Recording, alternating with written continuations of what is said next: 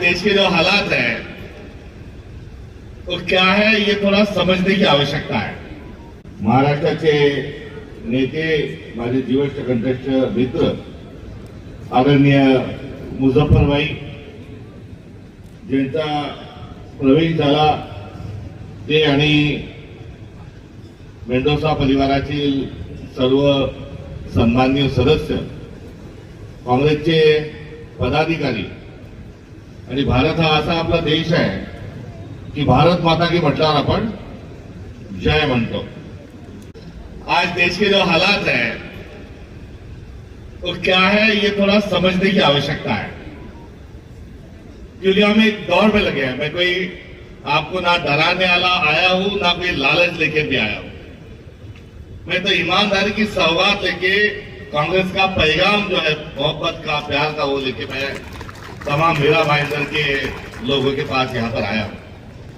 और मेरा भाषण शुरू होने से पहले एक सत्कार हुआ कि बंगाल का सेकेंड हैंड कपाट लेते हुए अलमारी लेते हुए उसमें सोना मिला, चांदी मिला और कुछ कागजात मिले, जेवरात मिले, वो ढूंढ के उस बंदे ने वापस उस परिवार को दिए, उसका सत्कार हुआ।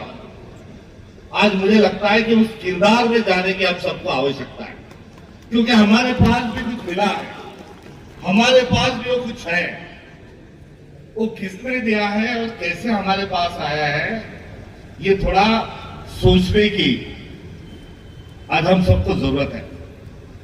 देश को आजादी मिली, आजादी का मतलब क्या था? तो ये देश को हम सब लोग मिला के चलाएंगे। आजादी का ये मतलब नहीं था की काळे गोरे गेले, काळे आले आणि काळ्यांनीच काळ्यांवर राज्य केले। केवल सत्ता का हस्तांतरण, एक कुर्सी पे दूसरा कोई बैठ जाए, ये सत्ता का या आजादी का मकसद और आजादी का अर्थ नहीं था।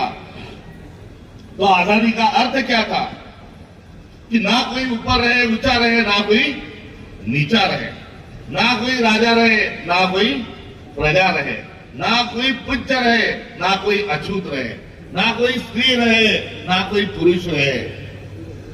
हम सब लोग जो है एक जैसे, एक बराबर है, जिसको बंधुता, समता, सामाजिक न्याय के शब्दों से नाम से हम जानते हैं। तो आजादी के पहले क्या था? स्त्री पुरुष की असमानता थी, स्पृश्य अस्पृश्यता थी, हिंदू की चाय की दुकान, मुसलमान की चाय की दुकान, हिंदू पानी, मुस्लिम पानी, दलित पानी, इस प्रकार से पीने का पानी भी जो है वो बटा हुआ था, हवा भी बटी हुई थी। बदकिस्मती से गर्म हवा भी चली। 10 लाख लोगों को अपनी जान पर खेलकर देश के बंटवारे के बाद हमें ये देश मिला है। और इस देश को मिलने के साथ साथ हमें संविधान भी मिला है। संविधान का जो सत्ता है वो आध्यात्मिक परंपरा से आया, गौतम बुद्ध जी से आया, महावीर जी से आया, वारकरी संप्रदाय से आया, छत्रपति शिवाजी महाराज से आया, गाडगे महाराज, तुकोजी महाराज से आया।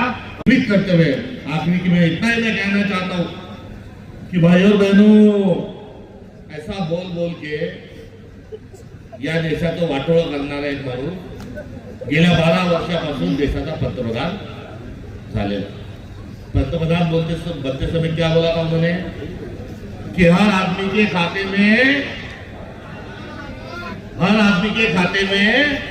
15 लाख डालूंगा, हर साल 2 करोड़ नौकरियां दूंगा, किसान को लागत मूल्य से 1.5 गुना भाव दूंगा, हर आदमी को घर दूंगा, हर घर में नल को जल मैं दूंगा, आतंकवाद खत्म कर दूंगा। एक मुंडकी लाओगे तो 10 मुंडकी उधर जाके लाओ। अब ये आदमी ने और 100 स्मार्ट सिटी बनाऊंगा।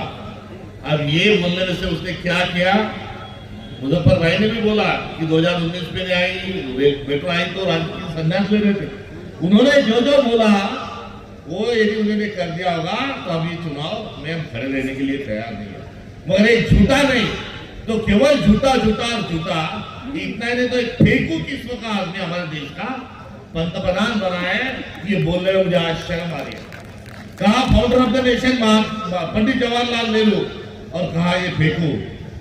इसका किरदार जो है, ये हमारे देश के पंतप्रधान क्यों बने हैं, ये सवाल मैं आपके भीतर के नागरिक को यहाँ पर मैं पूछना चाहता हूँ।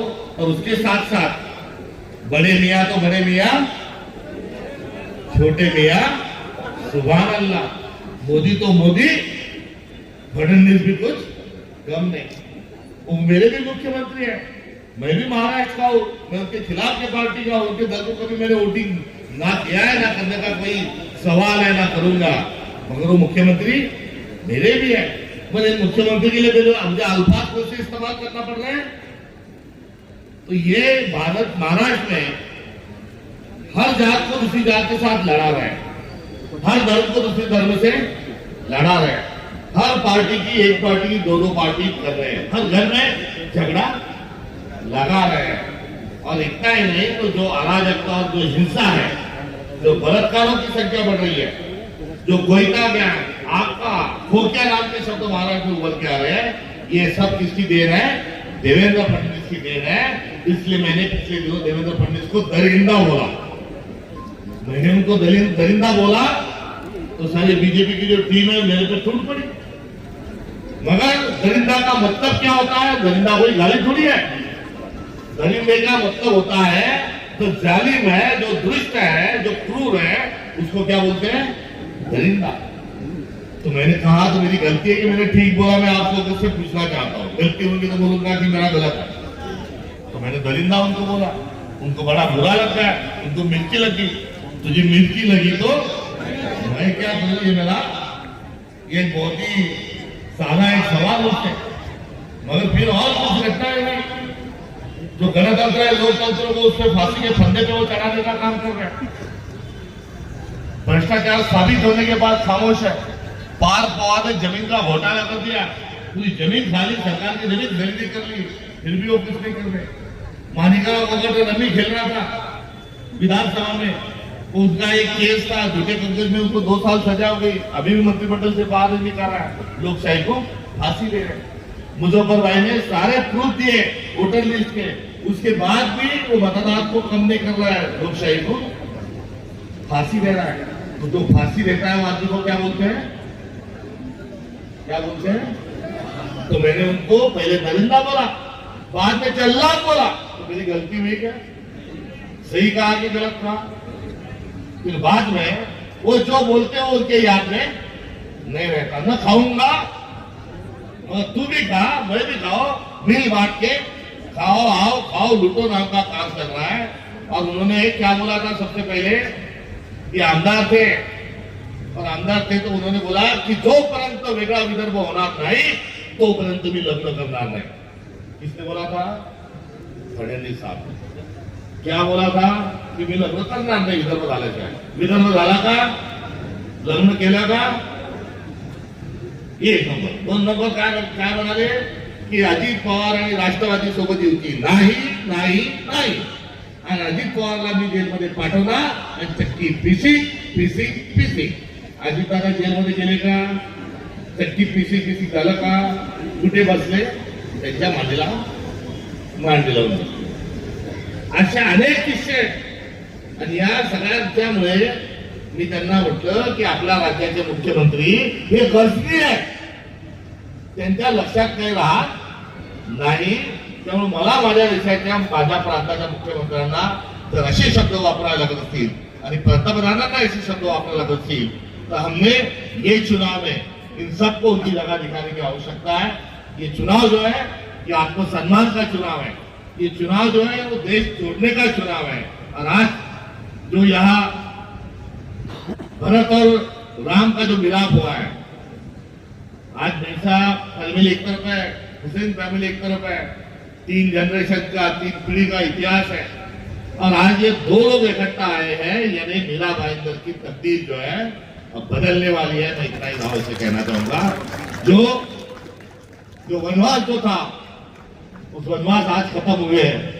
जैसे प्रभु रामचंद्र जो है वनवास जब पूरा वनवास खत्म करके आए तो राम उनको गले लगकर जो मिला था और राम राज्य जो शुरू हुआ था, आज मेरे भाई मुजफ्फर हुसैन साहब और ये पक्ष प्रवेश और बड़ा सा परिवार जो है, इनका जो मिलन है, वो मिलन केवल राजनीतिक मिलन नहीं, तो कैलेमिटी बेस्ड यूनिटी वाला भी ये मिलन नहीं, पर देश के आवाम, देश का संविधान, देश का सर्वधर्म समभाव आज दिक्कत में है, तो आज ये दो लोग करीब आए हैं। ये कोई खुद के फायदे के लिए, खुद के व्यापार के लिए नहीं, तो ये मीरा भाईंदर के आत्मसम्मान के लिए, देश के आत्मसम्मान के लिए आए हैं। मैं इनको बहुत बहुत मुबारकबाद दोनों को देता हूं। दोनों खड़े हो जाए और इनके दोनों के माध्यम से एक बार गले से गले मिला है, और आप सब लोग ताली बजा के ये जो नेशनल यूनिटी अलायंस हुआ है, इसको आप आशीर्वाद चाहिए। और ये आज का जो कार्यक्रम है, ये मीरा भाईंदर के एक राजनीति का एक नया आयाम, एक नया पर्व जो है आज से शुरू हुआ। इस बात क्या आप सब लोगों से मुबारकबाद देते हुए, लड़ेंगे बढ़ेंगे, लड़ेंगे तो बचेंगे। मैं अंत में इतना ही कहूंगा, मैं कहूंगा लड़ेंगे, आप बोलेगा बढ़ेंगे। लड़ेंगे, लड़ेंगे।